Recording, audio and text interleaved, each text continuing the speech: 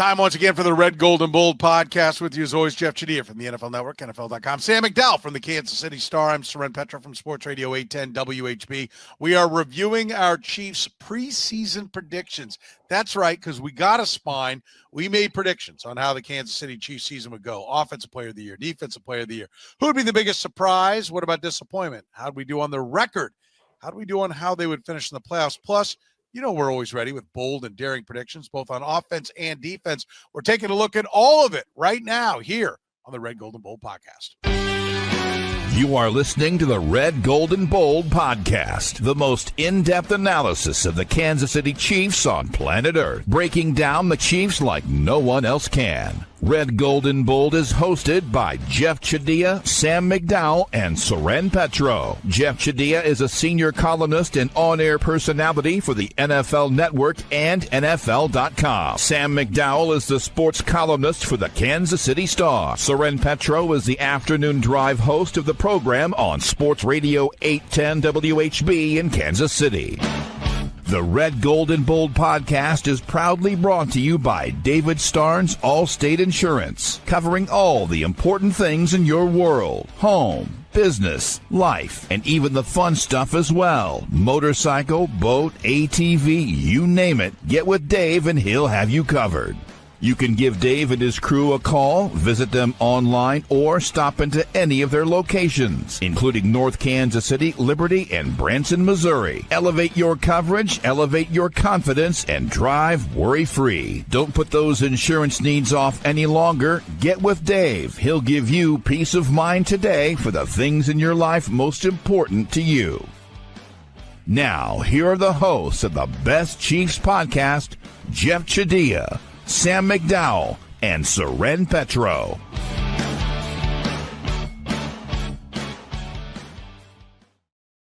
That's right. It's time for the Red, Gold, and Bold podcast. And listen, I'm gonna pat us on the back here.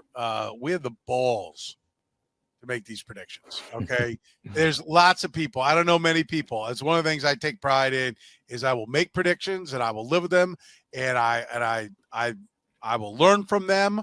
But there are a lot of people that like to be snipers at the end of this kind of thing. I'm going to give you a blanket screw you.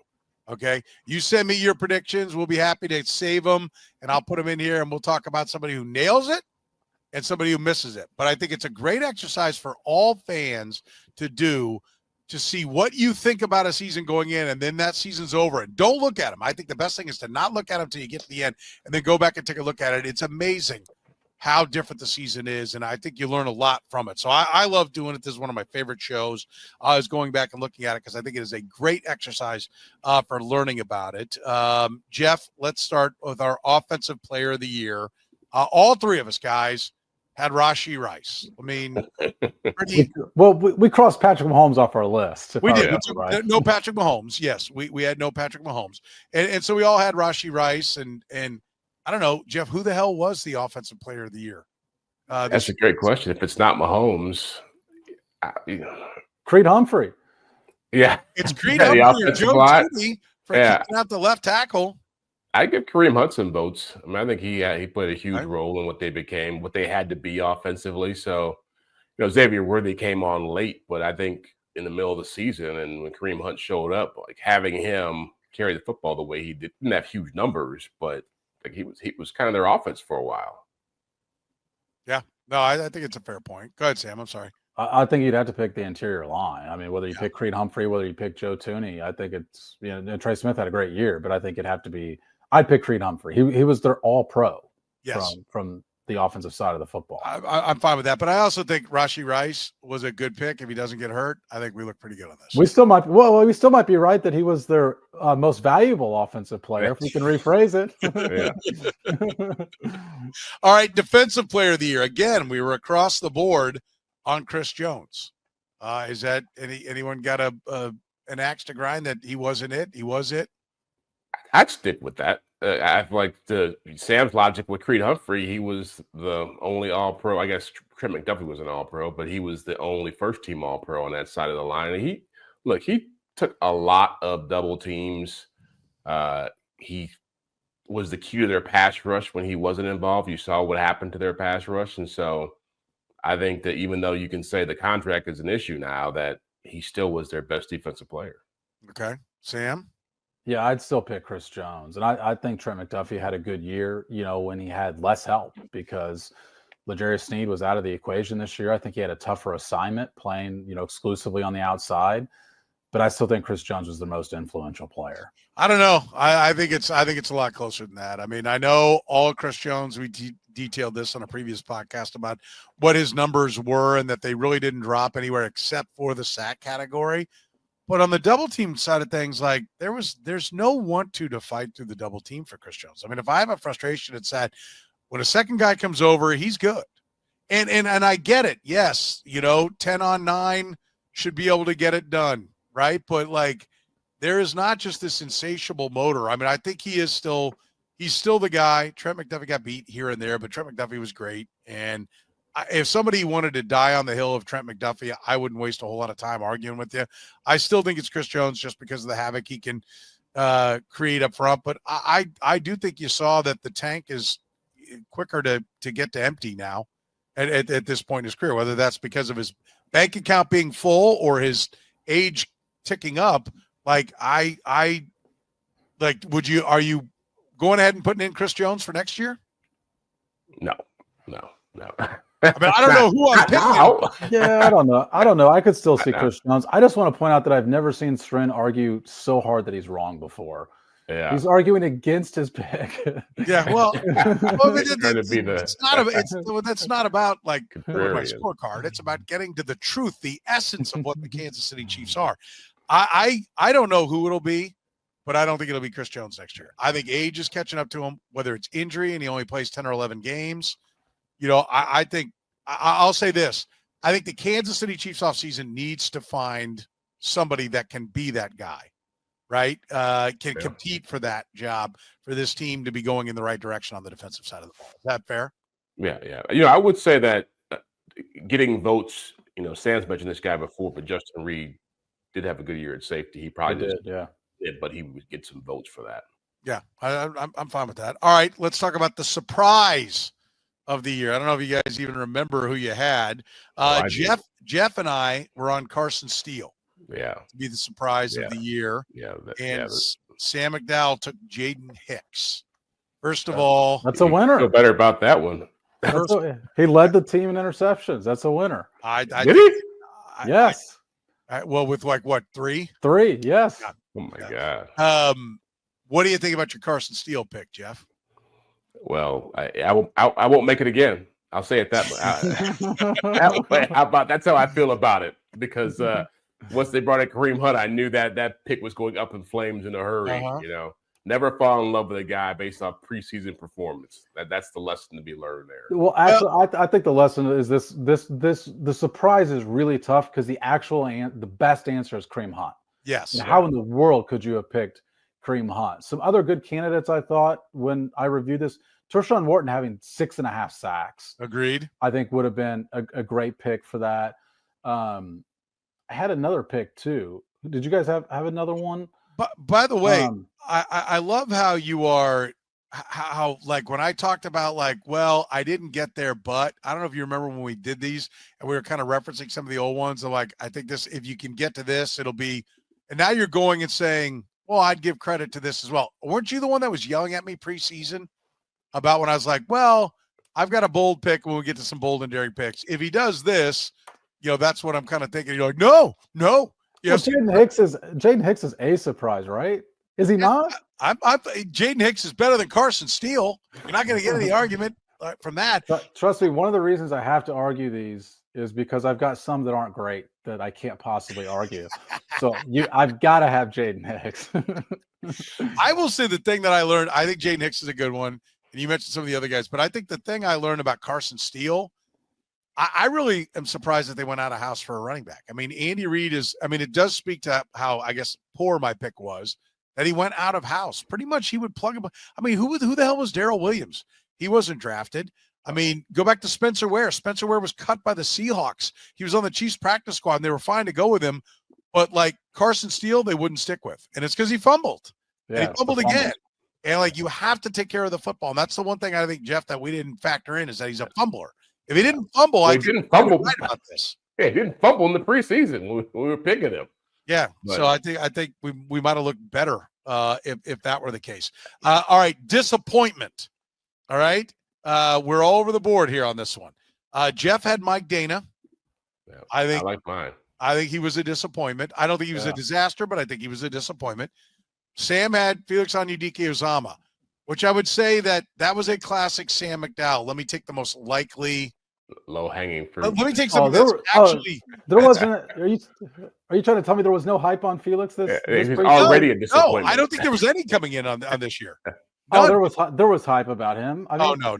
It was all wasted when he didn't do anything last year. There was hype on him this last preseason to become this more rotational piece. I mean, they didn't sign another edge guy. I mean, there was talk about Felix taking a step forward. He was their third defensive end coming into the year. Jeff, do you? I don't recall that. I don't recall that conversation. But if he wants to go with that, yeah, I look at it like he was a disappointment last year. So the pick him to be one this year was not much for a reach, but. Was he a disappointment, or he was just the same? He definitely need to go back because I think Stren had him for like 15 sacks this year. Yeah. No, not. I do think you had him for 5 sacks. I might have. I thought he would improve, and so his pressure rate was worse this year than it was last year. By the way, he disappointed me. For sure. I thought there would be some kind of growth, and it's unbelievable that there was no growth. I don't get it. I don't know how you can be a major conference player of the year on defense and have no growth, but that was him. So I don't think it's awful. I think I had an expectation that he'd be better, and he wasn't. Josh Williams.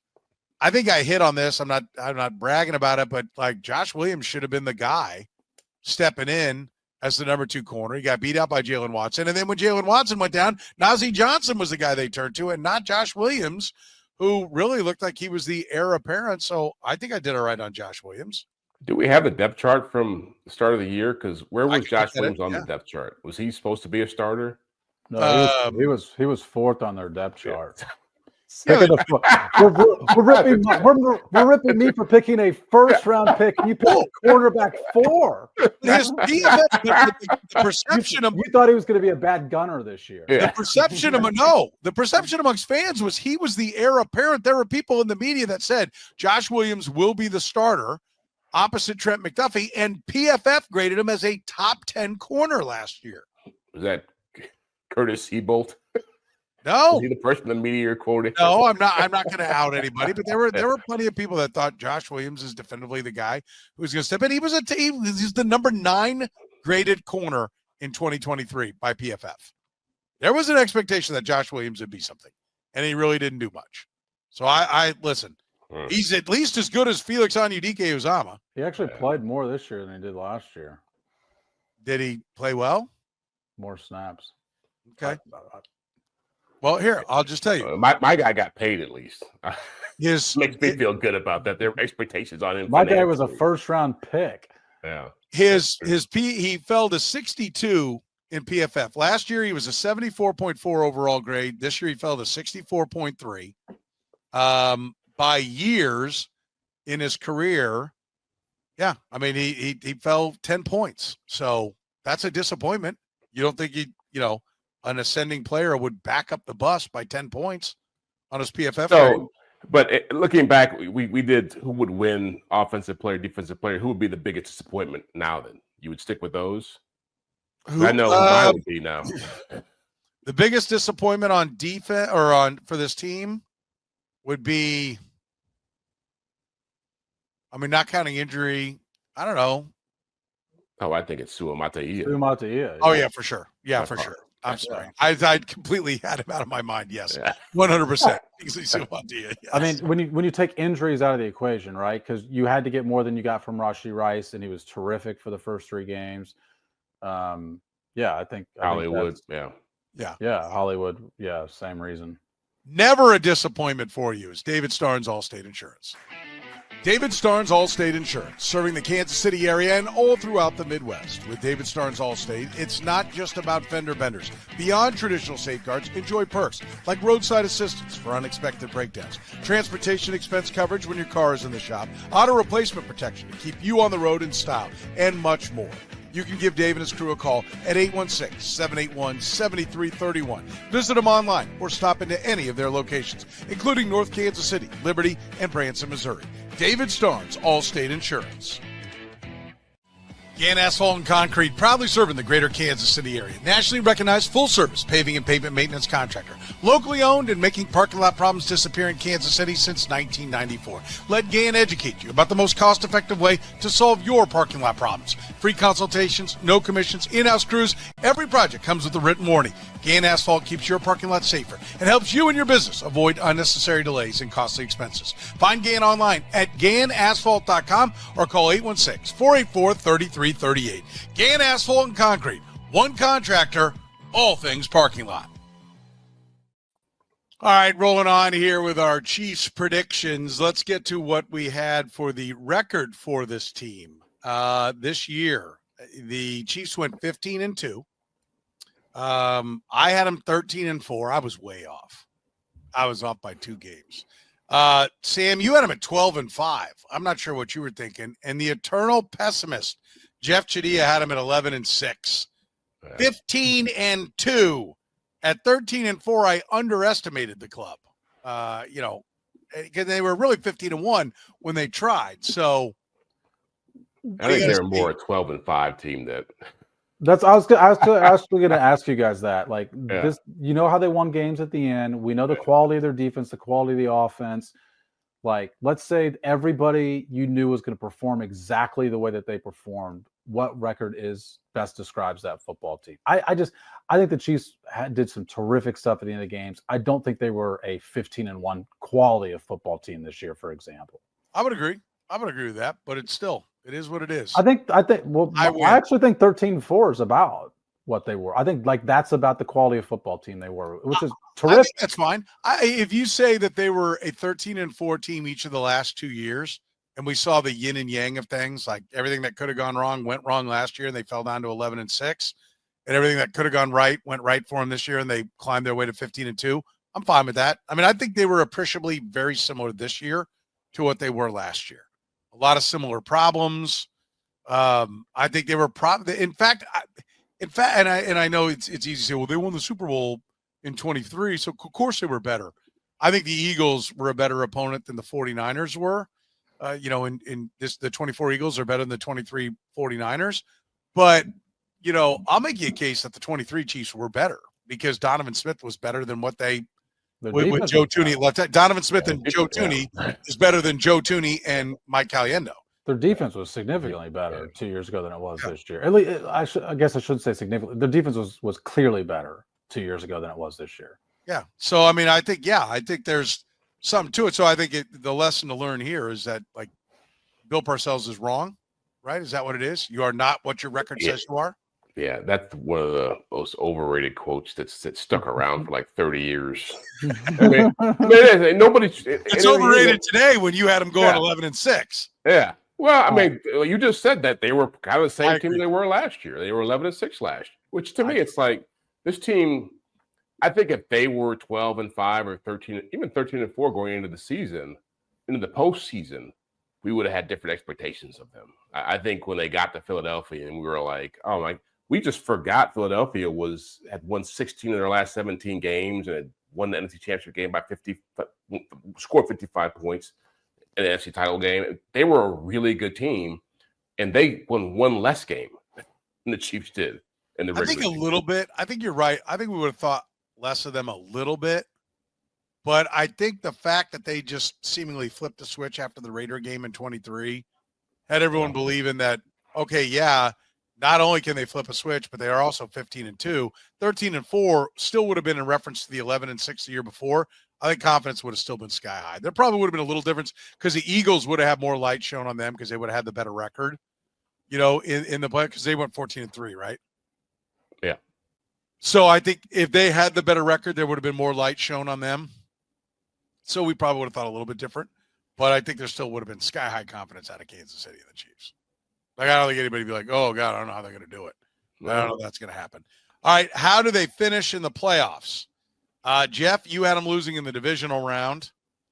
Sam, you had them as Super Bowl champions. I had them as Super Bowl champions. By the way, I'll throw some love to David Starnes, who joined us for our prediction. He had them as AFC champions, but not winning the Super Bowl. He had them losing the Super Bowl. Did he? Yeah, he did. Yeah, he did. Wow. So nice job. I feel like nobody like locally would pick the team they cover to finish runner-up. Like either you think they're gonna win or you think they're gonna like what Jeff picked. Yeah. See, my logic was what's that? I'm just hang on, Jeff. I want to hear your logic, but why, Sam? Why wouldn't you pick them to be runner-up? I'm not saying it's bad. I'm just saying either you're confident that they're really good, in which case you're going to pick them to win it all, or you're confident that another team is really good, in which case you're probably going to pick them to flame out earlier. Like I could see you thinking that the Bills were really good this year, that the Ravens were really good this year. I mean, I know the Lions had a lot of pub to them, but I just don't think there are a lot of people that pick whatever local team you're covering. I think that's fair. Second.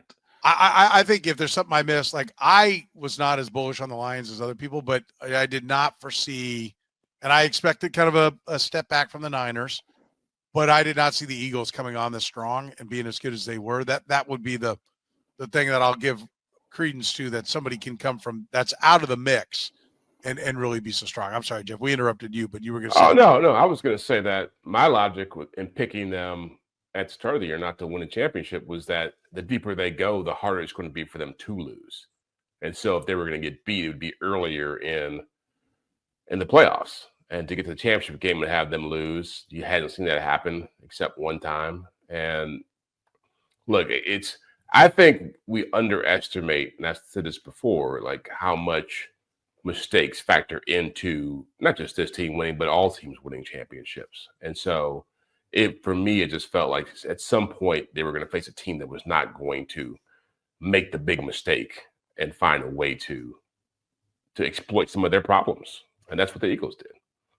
Interesting. Okay. All right. Let's move along to our bold and daring predictions. We broke it down into offensive and defensive predictions. Let's start with the offense. Jeff, Mahomes not in the top 3 of the MVP voting. Nailed that one. You did. I nailed that one. Yeah. And I think bold to pick a guy not to be one of the 3 best players in the entire NFL. Yeah. Bolder when it's Patrick Mahomes that you're picking that for. Though. I'm just going to tell you guys, I need to shit all over your picks because some of mine are not great here coming up. Yeah, that's right. It's Sam went 0-3 on this one. My best defense is just playing some offense here. Yeah. Well, I felt like he was boldest because he was coming off his worst season. Right. And so you kind of felt like he was going to bounce back. There was a lot of talk about who thought he was going to bounce back. I know someone on here did. I got to get to my picks. I think 2 people on here did. But so, yeah, to me, look, I think we're going to see this moving forward. Defenses are always going to play him, try to take away what he does well, throwing the football down the field, making the splash plays. And, Travis Kelce getting older was a part of my thinking, but it just felt as if, there's going to be other guys step up. And I think next year he might be the same position. Let's jump to mine because 3,928 yards, albeit I do want to point out Mahomes did not play in the last game. And if he had played in the last game and thrown for just over 1,500 yards. And all of them to Hollywood Brown to hit my prediction. That's right. then my statement that Patrick Mahomes throws for 5,500 yards would have come through. I was really thinking he's going to go for 5,000, and I'd be like, yeah, he didn't quite get to 5,500, but here he is. Didn't even get to 4,000. Yeah. Like, I mean, I could not have been more wrong. Now, I do think Rashee Rice being hurt, Hollywood Brown being hurt, that was a big part of the problem for this team, no doubt. Isaiah Pacheco getting hurt, the left tackle. I was probably buying into the Kingsley Suamataia was going to be solid thing. All of it fell apart, but career low in yards. Oh, my God. It was a bold and daring disaster is what it was. And yours, Sam, was? Yeah, at Hollywood Brown as a 1,000-yard receiver. And look, a lesser man would point out that he was hurt, but the kind of guy I am, I would say that was part of the risk when I made this pick. And just so I can join you, I had Hollywood Brown scores 10 touchdowns.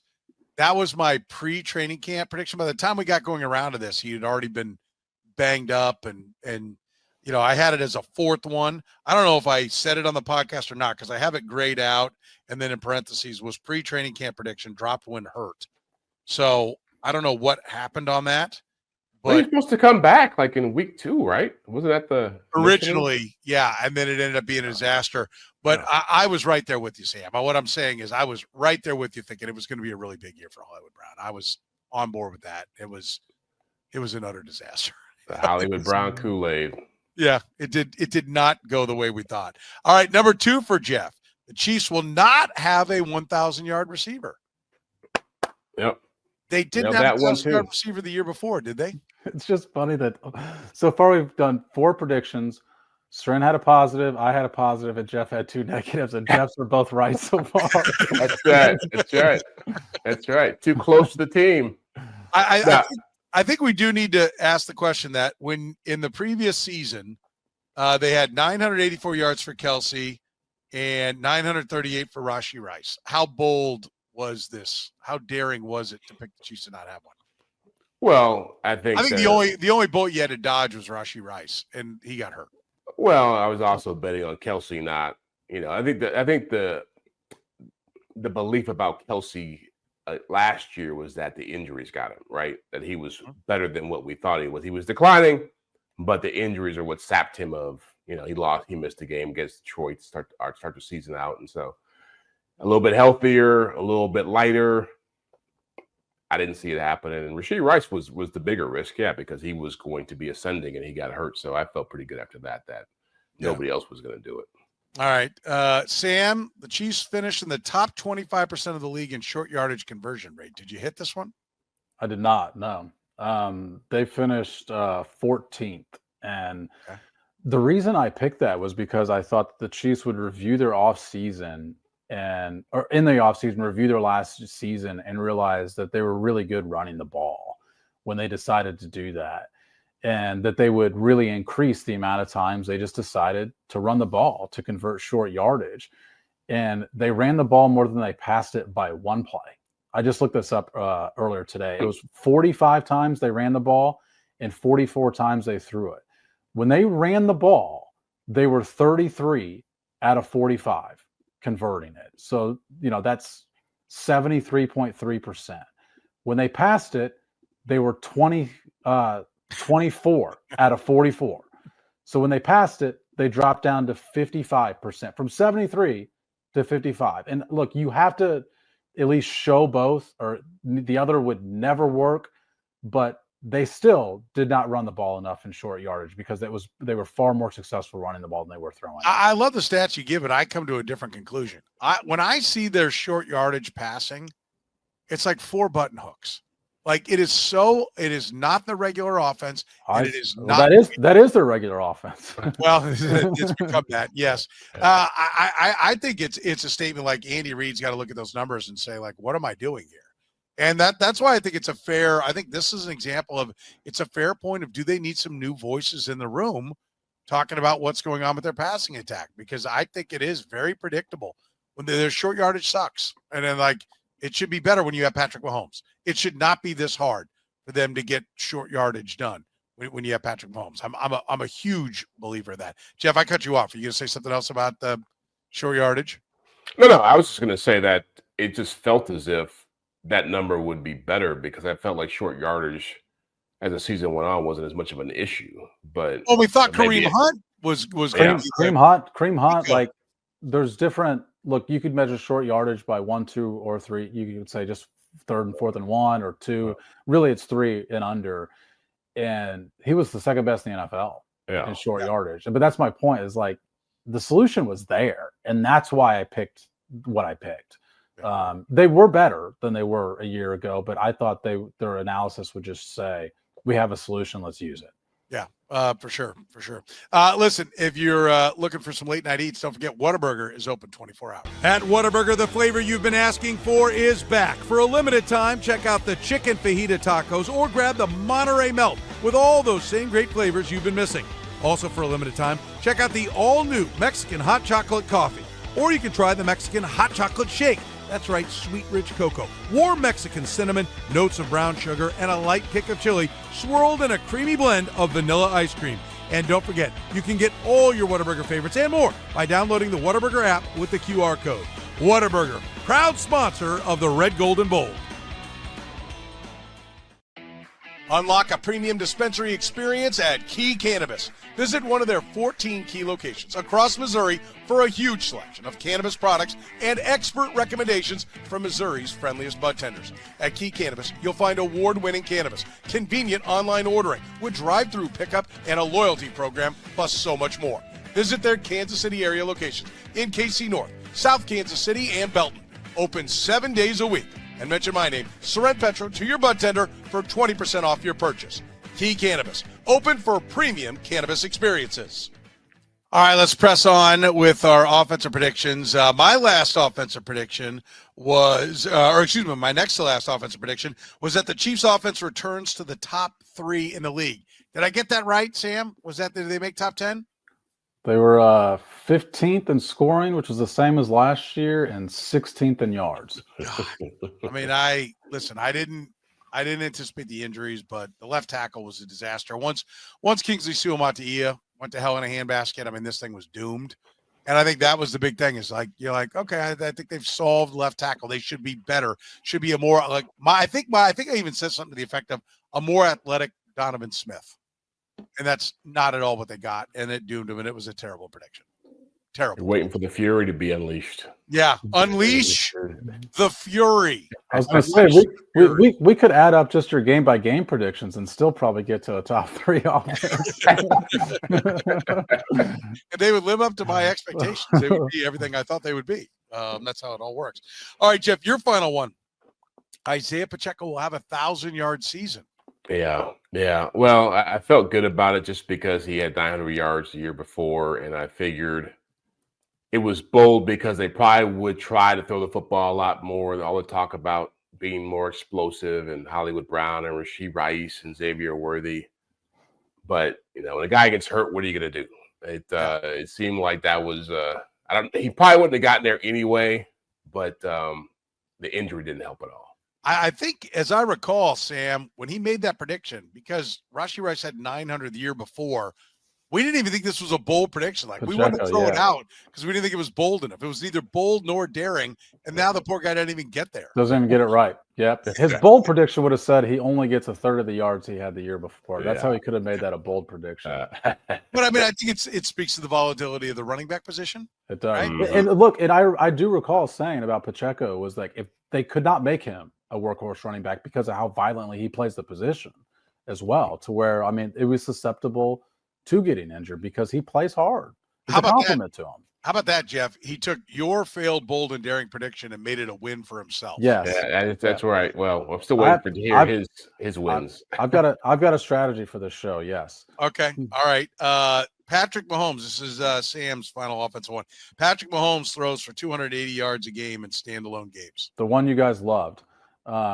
So we didn't even know what the hell it was when you laid it. It took us like 10 minutes to figure out what you were. Yeah, I think we spent half the show for me explaining this to you, but he was terrible with the lights brightest last year when the Chiefs were the only game on TV.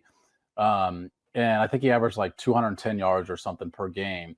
So his overall yards dropped this year. As you mentioned, Soren, it was his career low. For per game basis, he goes from 261 to 245. But in the standalone games only, 278.3. In the other 8 games, so he played 8 and 8. In the other 8 games, 212.8. So he was at his best in those standalone games. And, we are rounding up. So he's at 280. I would exactly. I got it on the nose. I am happy to give you credit for this, but I do want to point out this was your first time doing bold and daring predictions, and I nailed it. And so, like, when you were pissing and moaning about like some of my predictions that we'll get to in a little bit, I'm like, well, if he at least does this, then I'll feel good about it. You're like, no. Like, maybe be a little more lenient when you see how tough it is. Maybe you'll 278.3 is awfully close, and it's correct. You know what close counts in, Sam? Yeah. This horseshoes and hand grenades. That's what it counts in, right? It counts in that. I think it's a pretty good prediction. I mean, it's a weenie thing, but the fact that you got it right, like this, what does it matter? It also, I will say, just to be honest about this, I did not look this up until you had sent us, to recap, so we, could do our little own research on this, to borrow a phrase from Aaron Rodgers. And so I did not know that it was going to be a 75-yard difference in his standalone versus the non, and I was pretty excited to figure out that was actually the case. It was. It's not the worst prediction we've had in here, obviously. Not even the worst prediction tonight. I said a running back not named Pacheco or Edwards-Helaire rushes for 400-plus yards. Now, I was clearly thinking Carson Steele. Yeah. But I think I did in the conversation say, listen, Andy Reid's grabbing guys off practice squads and getting big days. Spencer Ware came from the Chiefs practice squad to end up being like the top fantasy scorer in some weeks. He can literally do it with anyone. I clearly was thinking Carson Steele. It wasn't him, but it was, Kareem Hunt, who went for over 700 yards. So, well, you could have just said Carson Steele's going to outrush Isaiah Pacheco. That was the genius in the pick. Easy way to say it. Yeah, that is part of the genius. Like, it's one of our best picks on the sheet, and it is the genius of the pick for not saying Carson Steele, even though we all know you were thinking Carson Steele. Yeah. Listen, it's all in how you package it, right? It's all how you package it and present it. That's what you guys got to keep in mind here. All right, let's move to our predictions where it comes to the defensive side of the ball. And we start with Jeff. Trent McDuffie makes his first Pro Bowl appearance. Yeah. I felt pretty good about it, and he probably got snubbed. But, again, horseshoes and hand grenades. Close doesn't really matter. He got All-Pro again, but not in the Pro Bowl. I took the L on this one. See, I mean, this is as close to a W as you can get, though. I want to give you a W, but I will back up. He was first team All-Pro last year, right? At the nickel. So was it really bold to say he would make the Pro Bowl this year? Like, I remember that was my bitch on this. Like, this again is Jeff again goes with something that is neither bold nor daring. It misses. It misses. Yeah. Well, I still felt as if he wasn't a big enough name. That needs to be your scheme evaluation lesson this offseason. Yeah. It's the bold and daring gods crapping on you for not being bold and daring. Yeah. Well, he's not a big enough name, apparently. Apparently, he's still left behind the Jalen Ramseys and the Marlon Humphreys and the Denzel Ward and all other guys out there who keep getting Pro Bowl nods. I mean, he should have been there. I will agree on that. So Will, if you predict him to be a Pro Bowler next year, will that be considered I'm bold? keeping this one. I'm going to keep putting this one on the list until it happens. Yeah. Because clearly he's not a household name in the NFL yet. All right, another one here for Sam, another gem. Chiefs finish outside the top 10 in yards allowed. Will they finish ninth? Not outside the top 10. But let me remind you of that accomplishment. They'd only done that once in team history where they had finished top 10 in back-to-back years. Yes. So this is only the second time they've ever done it. Like, that's where that prediction derived from. Is it's really hard to keep a defense together. I didn't think they had nearly enough depth to where I thought injuries would hurt them. Most of their injuries were on the offensive side of the ball, outside of Jalen Watson. And when you just cut out the Jalen Watson injury part, they were not a top 10 defense during that portion. I just thought injuries would hurt them more than injuries ended up hurting them. And they stayed relatively healthy on the defensive side of the ball. I will tell you, when you explained why, because they were top 10 last year. So how is it bold that they, that they would not finish top 10? I fit the exact opposite. I said they'd be the opposite. Yeah. Well, that's good. That's true. I guess I'm looking at it the wrong way, but so it is a good point when you say they hadn't done it back to back. But I also point out that going into the Bronco game, they were number 4 in yards allowed. They were number 2 in points and number 4 in yards allowed. That Bronco game trucked them down to what did they end up being points allowed? 4 and 9? 9 in yards, yeah. So, I mean, that game alone is the only thing that made you even close, though. I specifically said yards on there. I know, but they were 4th in yards allowed going into the Bronco game. The Bronco game. That was a game. It does count. I know, but they didn't play any of the frontline guys. Yeah, it counts. If we had picked it under and a guy if we had said Hollywood Brown got under 500 yards and he gets injured, you're right. I'm not trying to bag on your pick. I'm just saying I think it's of note that we all know there's a reason you're doing this is because it's your next pick. That's right. I haven't even looked at mine. Oh yeah, mine is trash. No. It's because your pick that's similar. I mean, I don't know what order you're going in. You have the Chiefs will remain a top 5 defense. That's okay, well we can do that one. Yes, that's I did. One of your picks. So it's not just trashing on mine. You're arguing for you. They were top 5. I didn't even realize that because I was just going to take them in order. Yes, they were a top 5 defense when they quit trying. So I'm gonna count that. So you're gonna claim that, right? Don't we all agree? I think. I think the better argument is that they finished 4th in points allowed, and you should go by points instead of yards. Even though we typically go by, but I think you should just say, "Hey, top 5 in points allowed." That's your best argument. Okay. I'll go with that. The key is be general in this stuff. That's what I was going to say. Soren's gotten by with 2 pretty vague ones by this point. Yeah. Okay. Specificity, not his thing when it comes to the predictions. I mean, hey, wise old sage here. That's what I am. I know what I'm doing, right? It's not my fault that I know what I'm doing. All right, so they did top 5 defense. Okay, Jeff, Chamari Connor will lead the Chiefs in interceptions. Wait, he was second, way off on right? that one too. No, I think wasn't he second? I'm looking here. Jaden Hicks had 3. Jaden Hicks finished, and Connor, Cook, McDuffie, and Justin Reed all had 2. Tied for second. I think you're okay on that one. That wasn't too bad. I mean, it just wasn't terrible. Yeah. I was higher on him as a player when I made the pick. I'd never pick him to lead this team in anything again, except for maybe penalties and big plays given up. Yeah. Okay. All right. Let's go with this one here because this couldn't be more general. Last hurrah for this defensive coaching staff, right? That is what is a last hurrah? I don't know. There's no way to quantify what it is, really, what you said there, but we know this. It's absolutely wrong because literally every defensive coach is coming back. No. Well, first of all, that's not true. I'm not going to count a win on this. They've already lost 2 defensive coaches. Terry Braden, the assistant D-line coach, is going to Nebraska. And D'Eliso's going. The safeties coach is going to the Ravens. That was not what I intended to mean by it. I thought Dave Merritt would get a defensive coordinator job. I thought Joe Cullen could get a defensive coordinator job. So I thought that and I even thought Brendan Daly had at least a chance to get into D coordinator job. So the reason I picked that is because I thought one of their 3 top assistant coaches, would be a defensive coordinator somewhere this next offseason.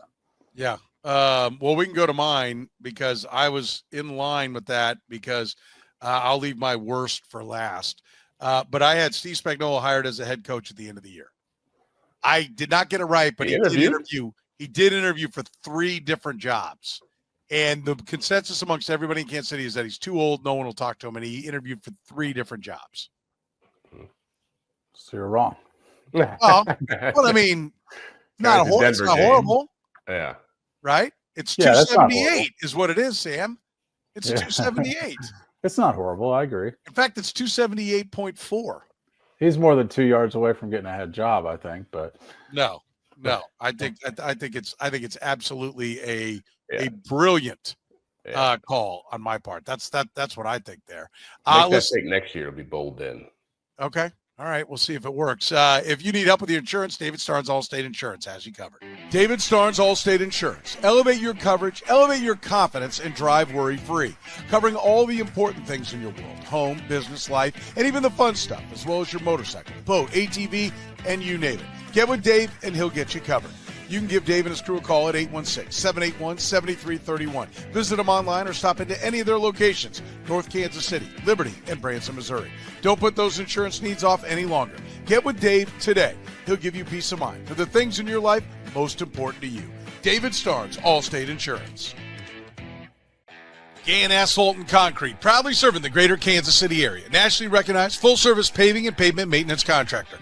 Locally owned and making parking lot problems disappear in Kansas City since 1994. Let Gann educate you about the most cost-effective way to solve your parking lot problems. With free consultations, no commissions, in-house crews, and every project comes with a written warranty, Gann Asphalt keeps your parking lot safer and helps you and your business avoid unnecessary delays and costly expenses. Find Gann online at GannAsphalt.com or call 816-484-3338. Gann Asphalt and Concrete. One contractor, all things parking lot. All right, rolling along here with our predictions, bold and daring predictions, just so that we're honest with exactly what it is we're working on here. We come to the next one for Jeff Chadiha. Drew Tranquill finishes top 4 in sacks for the Chiefs. Drew Tranquill, for the record, had 2 sacks which puts him 8th. I don't remember any sacks. I felt really bad about this one, but I thought he'd be a lot more active as a blitzer, and just didn't get home enough. So it. What are you gonna say? I all my picks for the defensive side of the ball were positives, and I went 0 for 3. That was a disaster. I'm going negative next year. Can I point out that when I talked about Mike Pennell being a positive, do you remember like when they signed Mike Pennell and I was talking about how that was going to be a positive? And you had him as a key player, yeah. You guys tried to laugh me out of the room. Mike Pennell had 3 sacks. Oh, God. I don't remember those at all. 3 sacks. 3 very influential sacks there over the course of the year. The Denver game? Atlanta Broncos game? I'm not sure when. I don't know when they happened. Just one. Yeah. But somehow it makes me feel better as a person that happened. All right, Sam, the Chiefs have a positive turnover differential. There we go. They'd finished negative the last couple of years. They were top half of the league in takeaways, and they were 4th fewest giveaways in the league. And thank God for the Cleveland game. Is that what Twist turned it? I think they finished +6. And what were they in that game? 6? +6 or +5 or +6. I can't remember which. But yeah, I think it was +6. It was pretty close. Yeah. That was literally it all rode on that game. It was all, I mean, they were negative until that game. And then, I mean, they, broke the NFL record for most games without a turnover or something close. Yeah. They were like -6, right? Something like that when Mahomes had all those picks start of the year. Yeah. And then they finished with the 4th fewest giveaways in the league with 14. It was the Bills that set first time in 30 years or something that he only given away the ball 8 times in a year. Yeah. And then the Chargers had 9, the Ravens 11, and the Chiefs and Rams with 14.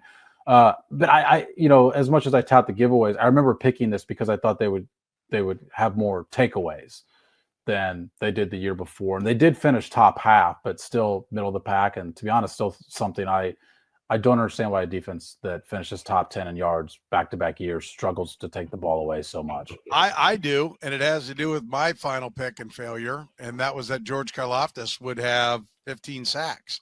Like, not just George Karlaftis, but overall, they don't hit the quarterback enough. Yeah.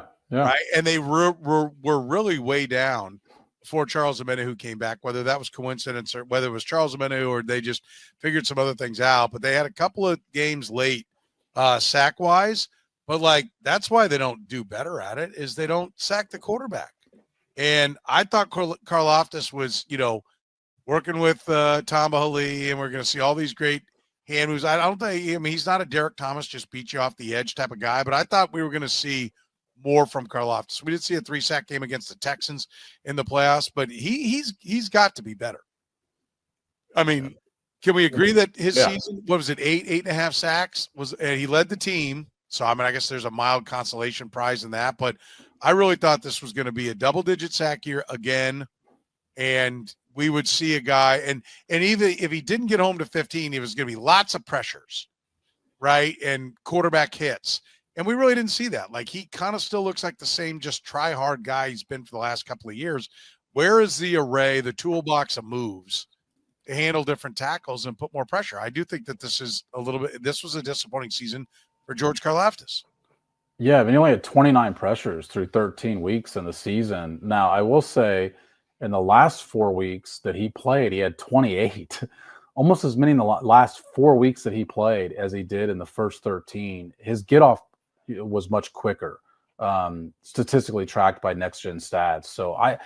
But the thing about Karlaftis that stands out, he's a really solid player, but like, is he a guy that other teams are game planning for? No, and that's a problem. And by the way, they fell from second to 4, 6, 8, 10, 12, 14, 16, 18, a tie for 17th in sacks. Now, a tie with the Steelers, 39, a team that routinely gets in fact, I think the Steelers were 1 and the Chiefs were 2 last year, and they both ended up being tied at 17th, which does speak somewhat to the mercurial nature of the sack statistic for teams, but they have to be better at that, right? Like, that has to be part of, we talked about that in the podcast last week about, needing more guys that can get after the quarterback. That's something that they have to do better if they're going to be an upper echelon team. All right. So now you've been through the exercise. What'd you learn from it, Sam? I did not have a great bold and daring prediction year, but I just had by far the boldest and by far the most daring predictions, so I anticipated that was going to be the case. Yeah, I mean it's a tough exercise. Look, I mean we do this for a reason. I agreed with your point at the onset here, Soren, that we come back to this for a reason too, to show the difficulty of this, and it really speaks to the reason that I think we love this league is it's unpredictable. We don't know what's going to happen on a week-to-week basis. Even the team that you're watching training camp every single day, it's still hard to predict what's going to happen on a week-to-week basis. Jeff, your takeaway? Stay negative. Stay negative. You win a lot more in this kind of exercise. Try to be positive about it. Yeah. I can't nowhere in life. Yeah. I can't top that. That's great. Yeah. That's great. Nowhere. Never try. It's like Homer Simpson. Never try. Be negative. That's the key. Oh, man, I love it. I love it. We'll do it again. We'll do it again next year. Remember, you can always support the Red, Gold, and Bold podcast by supporting our great sponsors. David Starnes, Allstate Insurance. Give his crew a call at 816-781-7331. Gann Asphalt and Concrete, Kansas City's best for more than 30 years. One contractor, all things parking lot. Find them online at GannAsphalt.com. Our friends at Key Cannabis. Mention my name. At Key Cannabis, Soren Petro, to your bud tender, get a 20% discount. That's right, 20% off your purchase at Key Cannabis when you mention my name, Soren Petro. And, of course, by our friends at Whataburger. Whataburger is open 24 hours a day, serving breakfast from 11 p to 11 a. Get to your nearest Whataburger. If you're hungry right now, they got you covered. For Jeff Chadiha, from the NFL Network and NFL.com, Sam McDowell from the Kansas City Star. My name is Soren Petro from Sports Radio 810 WHB saying thank you very much for joining us right here on the Red, Gold, and Bold podcast.